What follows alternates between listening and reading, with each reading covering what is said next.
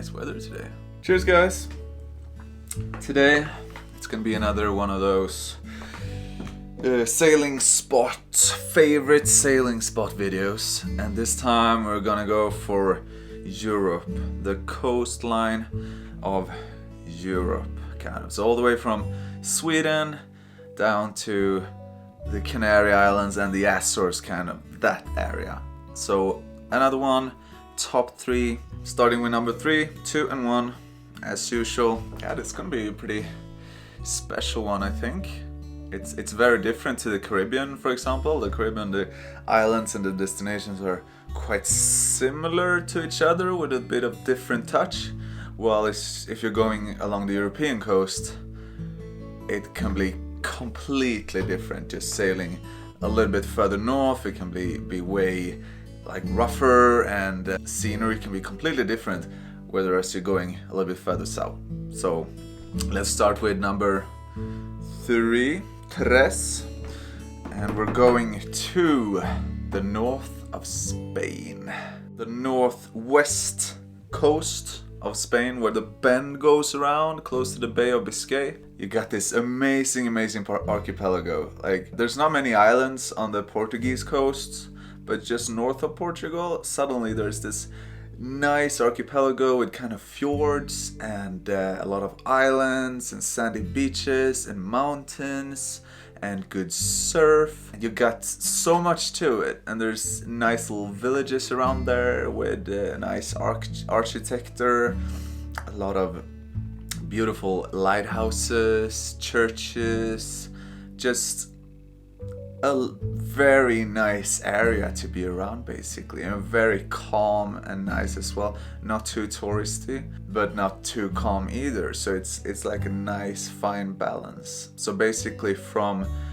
La Coruña in the north, where we get when we pass the Bay of Biscay, down to the Portuguese border, basically, is where this area ranges. And my favorite spot along this coastline is got to be Cabo Finisterre, the end of the world, as the Romans called it back in the days, where this little chubby lighthouse just stands tall in the end of this long peninsula that just goes straight into the Atlantic Ocean. Amazing place, just super nice place. And on spot number 2, there we have, what was it? No, I'm just kidding. The Azores. So the Azores are a bit off the European coast, of course. It's more like an Atlantic island kind of thing. But I figured I'd bring it into this mix as well because it belongs to Portugal. So yeah, I actually only went to 2 islands in the Azores. So first of all, Faial with the harbor Horta, where the absolutely most people go after crossing the Atlantic back to Europe. And then I also went to the neighboring island called Pico with the volcano, which is actually the highest peak in all of Portugal. Yeah, the Azores is just, it's so nice, and it's so untouched in a way as well. Like, there's quite a lot of people living there, but they're living with the nature, with the ocean, and like all the buildings are just pretty old stone buildings which have been standing there for such a long time, and you get the feeling that people, they really like to live there, and that reflects on all the sailors as well. All the sailors really like to be in Horta, especially, like really big harbor, and so many sailors in May and June and July. But it's just such an amazing atmosphere, like so nice. And so you could just basically go there and hang out in the harbor with different sailors for a couple of weeks without getting bored at all. And then you got the nature aspect as well, so you could just rent a car quite cheaply, go around the islands and explore everything from lush forests with waterfalls and volcanoes to these amazing volcanic beaches and there's so much to it. There's so much to the mix.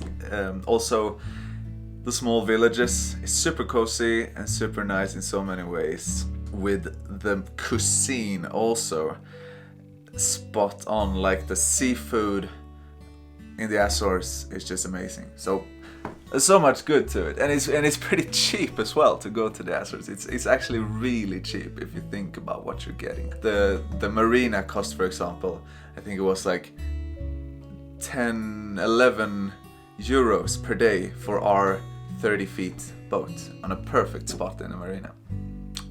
Crazy. And then we got numero uno, the first spot, taking home the win is, gotta give it to Scotland. Fireworks! Okay, Scotland was actually the last stop that we did on our sail to the Caribbean and back to Europe, which was just an overwhelming experience actually. I thought Scotland was going to be kind of gloomy and rainy and rough, and yeah, it is rough and it is rainy somehow, but it's definitely not gloomy in any way. The ocean crashing in from the Atlantic has formed the coastline, which is just so cool. You got the cliffs going up from the ocean with these big plateaus with just long views of grass fields basically all over the place. It looks amazing, and it is amazing. You could, if you come there when we did in July and August, I guess it's the perfect time to be in Scotland, where we arrived to the west coast with all the islands, the Whiskey Islands, Islay, Jura, you got Isle of Skye. We didn't go there unfortunately, but that's supposed to be super nice as well. We also just went along the coast inwards in the archipelago towards the Caledonian Canal. We sailed through the night, and then it was raining and it was windy and it was so rough and we're so wet, and then we came in to the little dock in the beginning of the Caledonian Canal, and when we wake up a few hours later it was just sunny and nice, and we could see the locks and the whole landscape and little village nearby with all the nice architecture and the mountains and everything. It's just very, very nice to be in Scotland, and especially the people are also a little bit reserved, but just super open-minded and very, very friendly in so many ways. So you go to Scotland and you just walk around there and people talk to you and they're friendly, and there's just a nice vibe to the whole country of Scotland. And then you got all the whiskey and everything around the whiskey is actually pretty fascinating as well. There's so much whiskey in Scotland. And sailing wise, you could also go north of Scotland. We went straight through it, but if you go north there's so much to see. You got first Isle of Skye, and then you go coming around towards the beak, the top of Scotland, where you got the Orkney Islands, the Shetland Islands, and a lot of different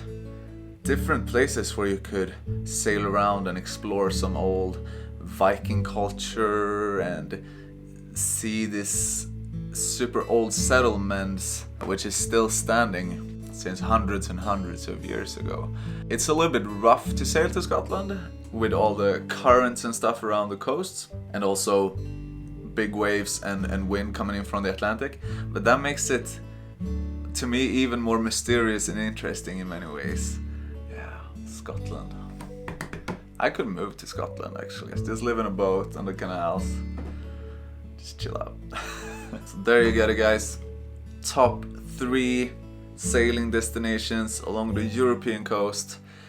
Third spot, the Spanish Northwest Archipelago.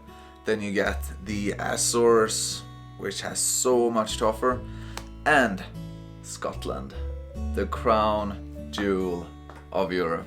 If you haven't gone to any of these destinations, just go ahead, sail there. It's gonna be It's gonna be amazing. You're gonna have so many nice experiences all over the place. Cheers, guys! I don't have anything else to say today. The optimal list is finished. I hope I'm gonna be able to explore a few of these places even more this coming autumn. Fingers crossed, fingers crossed. But until then, I'm gonna make some more videos like this and some more boat project videos as well in the coming summer. Super excited for that. If you like the video, make sure to subscribe, ring that little bell, notification bell as well. That makes me super happy, and I'll see you in the next video. Is this the new Kon-Tiki expedition? What? Is this the new Kon-Tiki expedition? Yep, typical Norwegian